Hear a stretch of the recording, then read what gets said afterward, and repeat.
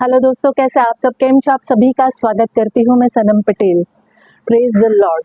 चलिए शुरू करते हैं हमारी आत्मिक जर्नी सकारात्मक बातों के साथ। हमें जीवन में डिसाइड करना है कि भाई हमें किसके साथ आगे बढ़ना है। हमें अपने दिल दिमाग आत्मा जो अपनी मन मर्जी जो संसार की अभिलाषाओं में फंस के उसके अनुसार चलना है, या हमें परमेश्वर यीशु मसीह के साथ आगे बढ़ना है। ये पूरी तरह हम पे निर्भर करता, हमें बंधन नहीं है। वचन हमें बताता है, नीति वचन अध्याय 3 का 5 और 6, तू अपनी समझ का सहारा ना लेना, वरन संपूर्ण मन से यहोवा पर भरोसा रखना, उसी को स्मरण करके सब काम करना, तब वह तेरे लिए सीधा मार्ग निकालेगा। इस जीवन है ना जो हमारा एक जिंदगी जिसे कहते हैं लाइफ सफर, एक हम यहाँ पृथ्वी पर परदेसी है, लेकिन बहुत लोग ये नहीं मानेंगे। भाई यही अपनी जगह, यही हमारा सब कुछ है, यही हमारी जिंदगी है। सफर हमारा यहाँ पर है, हम परदेसी हैं, यकीन मानिए। और सफर में उतार चढ़ाव ऊंच नीच तो बनता ही है, होता ही है। ये जीवन जो है ना, पूरा चुनाव जो है ना, पूरी तरह हम पर निर्भर करता है, किसी और पर नहीं। अगर मुझे कहीं जाना है तो मैं डिसाइड कर सकती हूँ हम किसके साथ जाना चाहते, किसके साथ सफ़र कर रहे हैं। क्या हम हमारा सफ़र जो एक्सपर्ट है, जो प्रॉपर सही मंजिल पर ले जाएगा, उसके साथ हम सफ़र कर रहे हैं, या जो नौ सीखिया है, जिसको पता ही नहीं कि कहाँ जाना है, रास्ता ही नहीं मालूम है, उसके साथ सफ़र कर रहे हैं। तो मती हमें बताता है, मती अध्याय 14 का वचन 28 से 31 कहता है, ये पतरस की कहानी। पतरस ने उसको उत्तर दिया, हे प्रभु, यदि तू ही है तो मुझे अपने पास पानी पर चल के आने की आज्ञा दे। ये वचन में हम देखते हैं कि संसार की तरह ही पतरस भी, उसके मन में शक शंका वहम आता है कि प्रभु तू ही है ना। कई बार देखिए हम जीवन में है ना बहुत सारी जगहों पे फंस जाते हैं, तो क्या बोलते हैं, प्रभु तू है कि नहीं, तू मेरी सुन रहा है कि नहीं सुन रहा है, तू तो मेरे को देख ही नहीं रहा है, क्या वाकई में तू है? तो पतरस जो यीशु मसीह के साथ था, उनके संग रहता था, उसके मन में भी ये सवाल आया कि यीशु मसीह जब चलकर आ रहे थे पानी पे, लहरों के ऊपर से, पानी के ऊपर से, तो पतरस ने उनको देखकर कहा कि प्रभु क्या तू ही है ना, तो जो पानी पे चल के आ रहा है?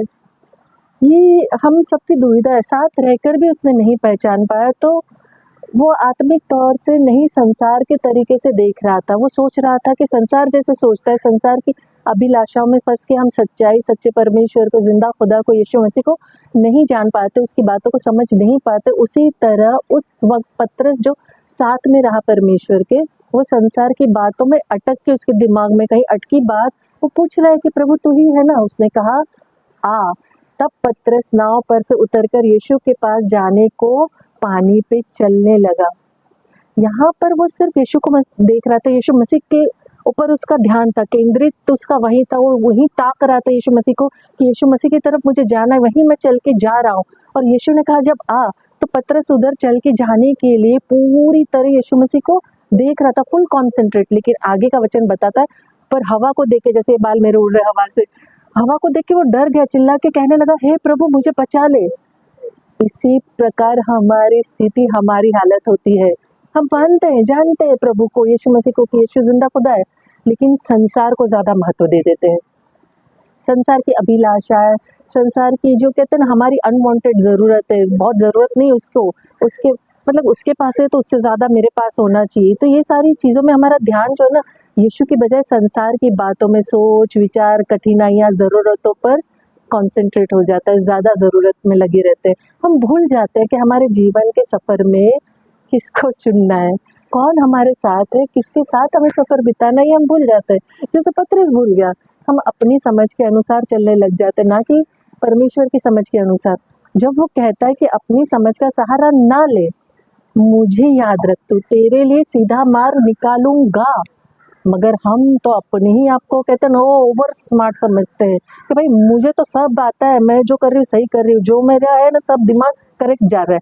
तो जब उल्टे मुखी खाते हैं ना, और जब हम पूरी तरीके से है ना उलट पुलट कर देते हमारे जीवन को, तो फिर प्रभु को दोष क्यों देते हैं कि प्रभु तूने मेरे साथ ये क्या किया, क्यों किया, तूने मुझे दुख में क्यों डाला? प्रभु ने किया क्या? सोच के देखिए, प्रभु ने सारी गलत रास्ते नहीं दिखाए, गलत डिसीजन नहीं दिए हैं, गलत अभिलाषा हमारे अंदर जो भरी है वो प्रभु ने नहीं भरी है। ये जो ये शरीर है ना, ये मांस जो है, उसके हिसाब से हम चलते हैं और उल्टे मुंह की खाते हैं, हम अपनी समझ की करते हैं। तो प्रभु दोषी कहाँ से हो जाता है?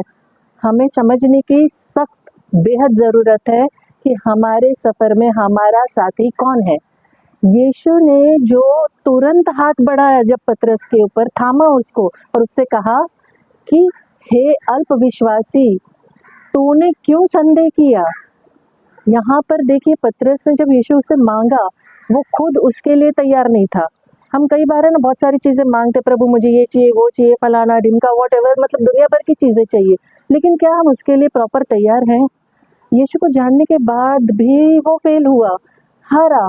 हम भी कई बार ऐसा कुछ मांग लेते हैं, ऐसा कुछ कर देते हैं जिसके लिए हम खुद भी तैयार नहीं होते हैं। दुनियादारी में उलझ के, फंस के, जो सबके पास है वो मेरे पास भी होना चाहिए, उसके पास करोड़ धरोड़ है तो मेरे पास भी होना चाहिए।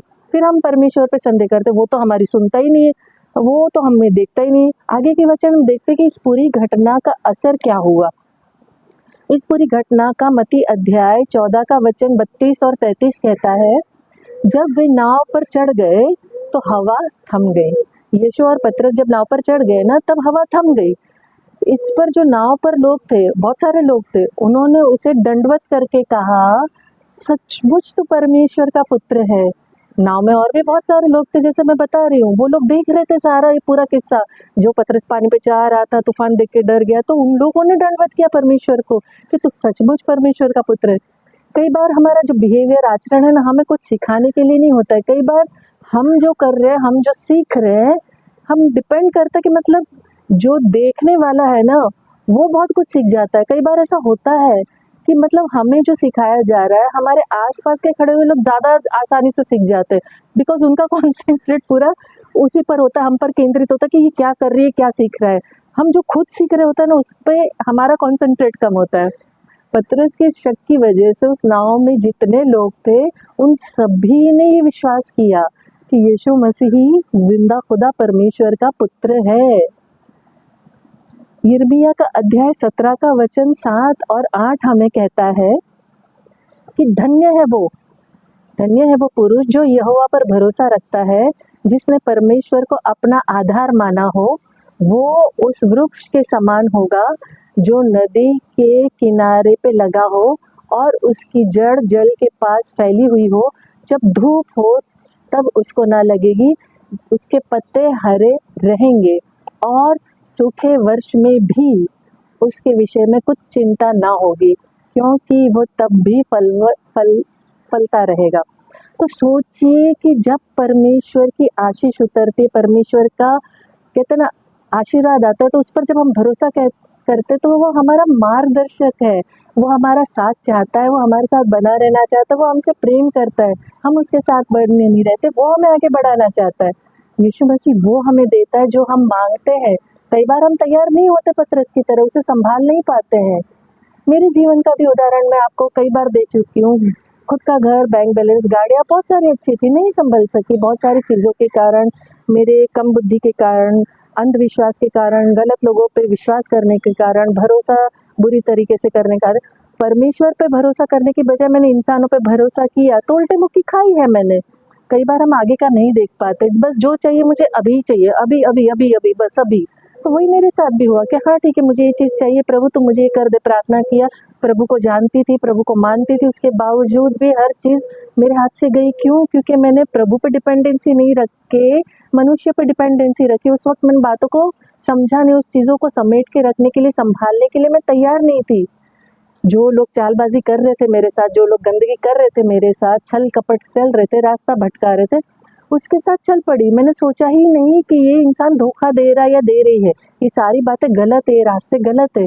मैं भूल गई पतरस की तरह कि मेरा मार्गदर्शक यीशु मसीह है, मुझे यीशु मसीह के साथ आगे बढ़ना है, इंसानों के साथ नहीं बढ़ना है, मुझे उन पर भरोसा नहीं रखना। और यही भूल करके मैंने अपनी हर एक चीज़ खो दी। लेकिन उसके बाद मेरी अक्ल ठिकाने आ गई, मुझे समझ में आ गया कि मैंने क्या भूल की है। तो यही होता है कई बार, हमें ना जब उल्टे मुक्की खाते तब सोचते हैं कि हाँ ये ठीक था। हम रेडी है या नहीं ये सोचते ही नहीं है, बस अभी चाहिए, मुझे ये सारी चीज़ें चाहिए ही चाहिए। हम संभाल पाएंगे या नहीं, हम उस चीज़ के साथ सही तरीके से व्यवहार कर पाएंगे कि नहीं, नहीं होता है। मांगने से पहले हमें मांगना है कि सक्षम बना प्रभु, मुझे जो भी मैं मांग रही हूँ उसके संभालने के मैं काबिल रहूं। मेरे जीवन में प्रभु प्रथम स्थान तेरा हो और तू ही मेरा मार्गदर्शन कर। मुझे इंसानों पर डिपेंडेंसी नहीं चाहिए, तू ही मुझे लेके चल। प्रार्थना और विश्वास के साथ कार्य करना होता है। परमेश्वर का हर एक वचन है ना ताया हुआ है, दो धारी तलवार है, सत्य है वो। यशायाह का चैप्टर 41 का 10 कहता है, मत डर क्योंकि मैं तेरे संग हूँ, इधर उधर मत ताक क्योंकि मैं तेरा परमेश्वर हूँ।